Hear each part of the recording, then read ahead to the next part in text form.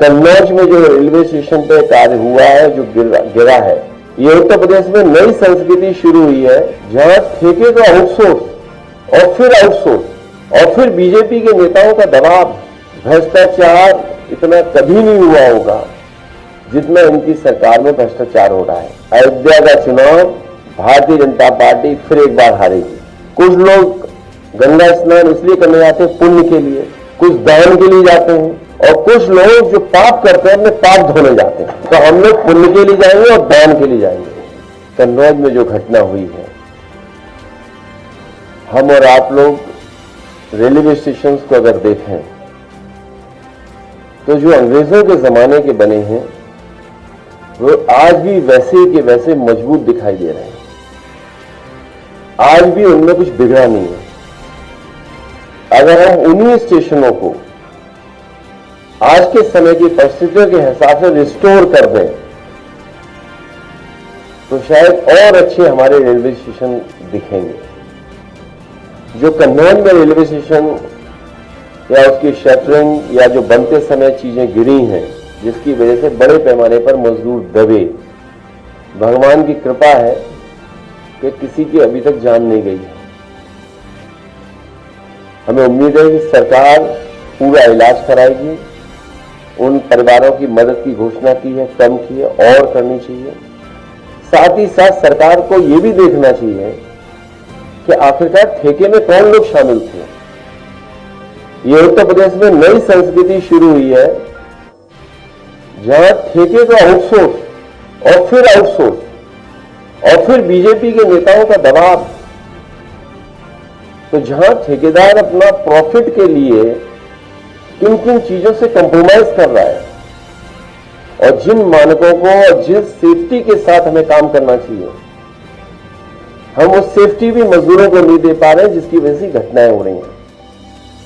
कन्नौज में जो railway station पे कार्य हुआ है, जो गिरा है, किसी न किसी बड़ी संस्था के स्ट्रक्चर इंजीनियर से उन्हें जांच होनी चाहिए और एक स्ट्रक्चर इंजीनियर की निगरानी में ही आगे काम हो, क्योंकि सुनने नहीं आ रहा है जो क्वालिटी सीमेंट की, जो क्वालिटी सरिया की, जो क्वालिटी होनी चाहिए थी वो नहीं है।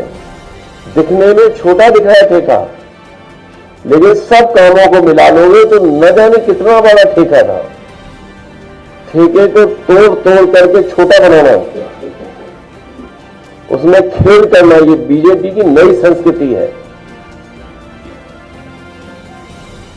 भ्रष्टाचार इतना कभी नहीं हुआ होगा जितना इनकी सरकार में भ्रष्टाचार हो रहा है।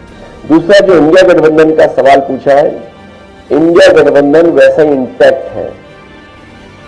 जो इंडिया गठबंधन शुरुआती दौर में जहां से बनना शुरू हुआ था कि वो रीजनल पार्टीज जो भारतीय जनता पार्टी का मुकाबला कर सकें, उन्हीं का साथ देना, उन्हीं के साथ खड़े दिखना है। समाजवादी पार्टी आज भी उसी रास्ते पर है कि इंडिया गठबंधन और मजबूत हो, वही regional party Bharatiya Janata party का मुकाबला करें जो लड़ रही हैं, उन्हीं के साथ खड़ा दिखना पड़ेगा। मिल्कीपुर की पूरी तैयारी है। अयोध्या का चुनाव भारतीय जनता पार्टी फिर एक बार हारेगी। इसलिए हारेगी, कई अखबार, टीवी चैनल यही कह रहे हैं कि समीकरण तो समाजवादी पार्टी के पक्ष में ही है। जब टीवी चैनल, अखबार बोलने लगे, मैं आपसे भी कहूंगा कि ऐसा मत न्यूज चलाइए। इसलिए न्यूज मत चलाइए क्योंकि बीजेपी पुलिस लगा देगी। मेरी आपसे हाथ जोड़ के निवेदन है कि 7 चुनाव तो लूटे उन्होंने,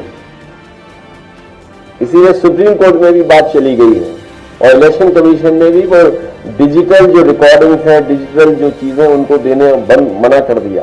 वो इसीलिए क्योंकि एक ही मशीन पर बार बार पुलिस के लोगों ने बटन दबाई थी।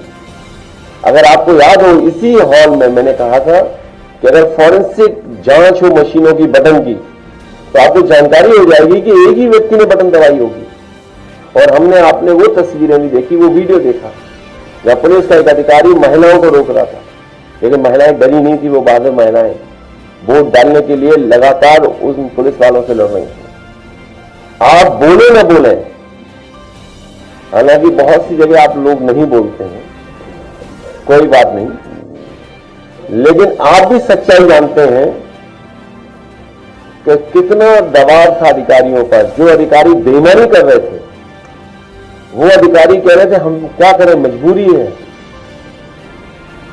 तो मिल्कीपुर का चुनाव जनता समाजवादियों को जिताने जा रही है। बस आपसे निवेदन है कि आप हमारी बड़ाई मत करना।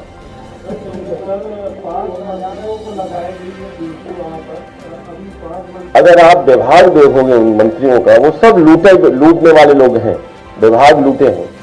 आप बताइए किस विभाग में नहीं आ रही हैं शिकायतें, किस विभाग में शिकायतें नहीं?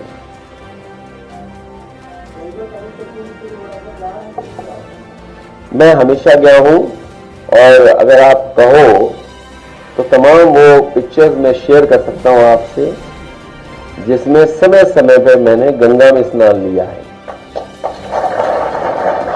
कम से कम वो भी शेयर करें जो दूसरों को कह रहे हैं कि गंगा में नहाओ। और कुंभ में जाने की जो परंपरा है, वो कई महीनों में कई तरीके से परंपराएं हैं। कुछ लोग गंगा स्नान इसलिए करने जाते हैं पुण्य के लिए, कुछ दान के लिए जाते हैं, और कुछ लोग जो पाप करते हैं अपने पाप धोने जाते हैं। तो हम लोग पुण्य के लिए जाएंगे और दान के लिए जाएंगे।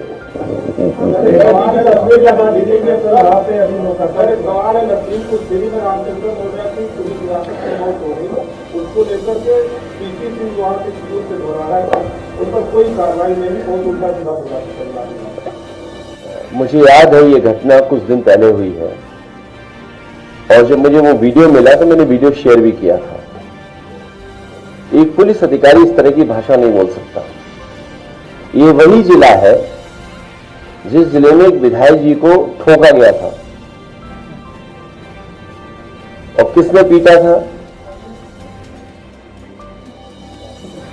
ये पीडीए परिवार के साथ इसी तरह का व्यवहार इस सरकार में बहुत दिनों से हो रहा है। ये पीडीए परिवार के लोग बहुत अपमानित हो रहे हैं। इसलिए मैंने ये भी कहा कि पीड़ित, दुखी, अपमानित लोग पीडीए के साथ खड़े दिखाई दे रहे हैं।